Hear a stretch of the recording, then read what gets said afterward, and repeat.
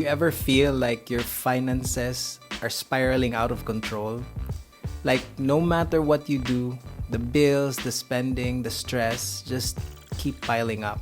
What if I told you that there's one simple thing that you can do to take charge of your money, reduce financial stress, and actually feel in control again? The answer is monthly financial meetings. Let's dive into how this one simple habit can actually transform your entire financial environment. Here's the problem. Most of us think our finances are an afterthought, like we're reactive instead of proactive. And this was definitely me 3 4 years ago, having to deal with the finances of a young family with a baby growing. So I definitely experienced that stress and that feeling of not knowing how things are going, or how our money was moving. But I had that aha moment that, okay, we need to get on the same page.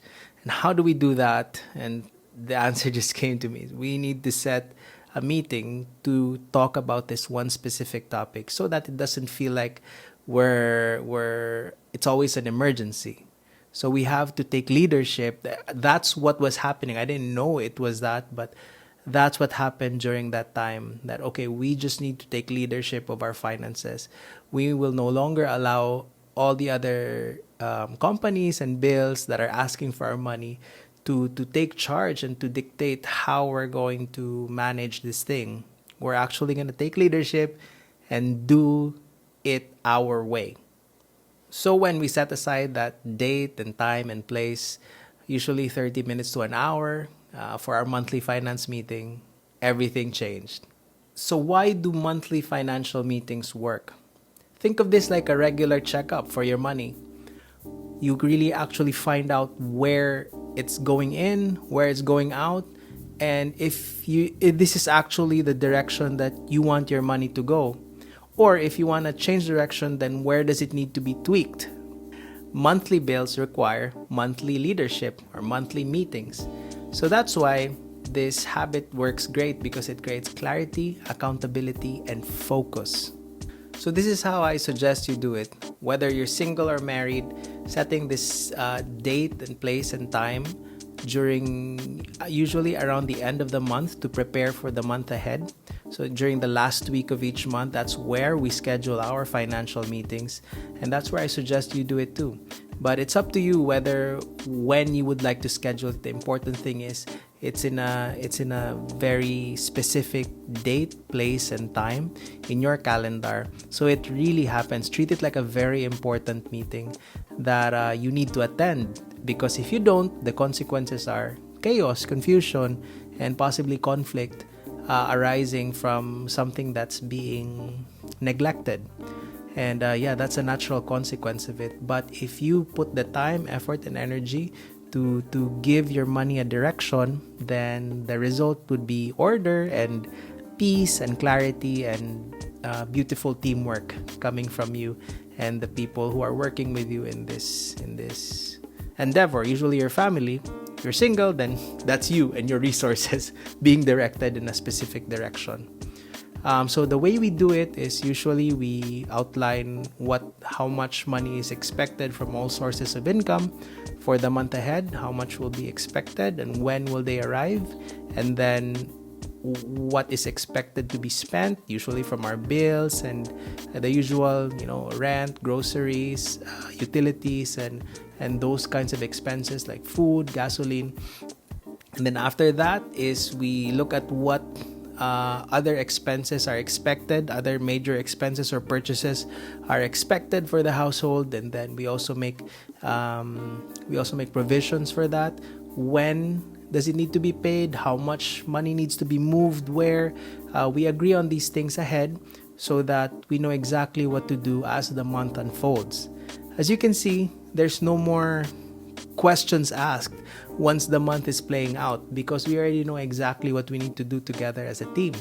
And that's the beauty of these monthly financial meetings. And then you can also look at where you need to adjust your spending, perhaps reduce spending. It's up to you, but the point is you are now aware of the movements around your money, And once there's awareness, you can apply your leadership to it.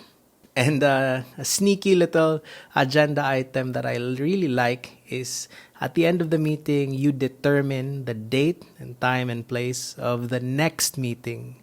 When would the next meeting be?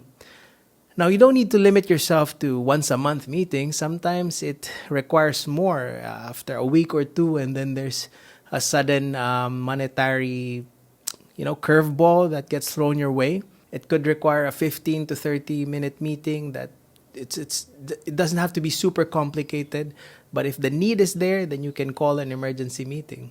Once we started to do this, I already told you earlier, the natural consequences, the emotional impact of it is there's so much peace and clarity that comes from taking leadership of a specific area in your life. And in this video, we're just talking about finances, but yeah, it creates so much peace and peace of mind, knowing that we're taking charge of something that's very important in our lives. If you're a single person, then let's make sure that you are on track and what you're trying to achieve in life. For couples, it's a great way to get on the same page and actually create a beautiful team dynamic between you, where both of you are tackling a challenge, a problem together, rather than fighting each other. You're focusing your energy towards a direction. So, are you ready to take control of your finances? Plot your next monthly finance meeting in your calendar as right after this video, with your spouse. If you're married, if you're single, then put it on your calendar. It's up to you when you want to do it. Sometime where you're not gonna be disturbed, that there's no other very important thing happening in the background. Usually it's nice to do this on the weekends when there's not much stress coming from work and school and all that for the married couples with kids. It just really depends on you and what kind of demands are being placed upon you in life, but your finances require a space in your life if you would want to remove all that stress and that trouble coming from it. So if you like this video, if you like the idea, then give the video a like. Subscribe if you want more tips and ideas like this, and share it to somebody who you think might need this kind of idea and this kind of framework. So thank you so much, guys, and I'll see you in the next video.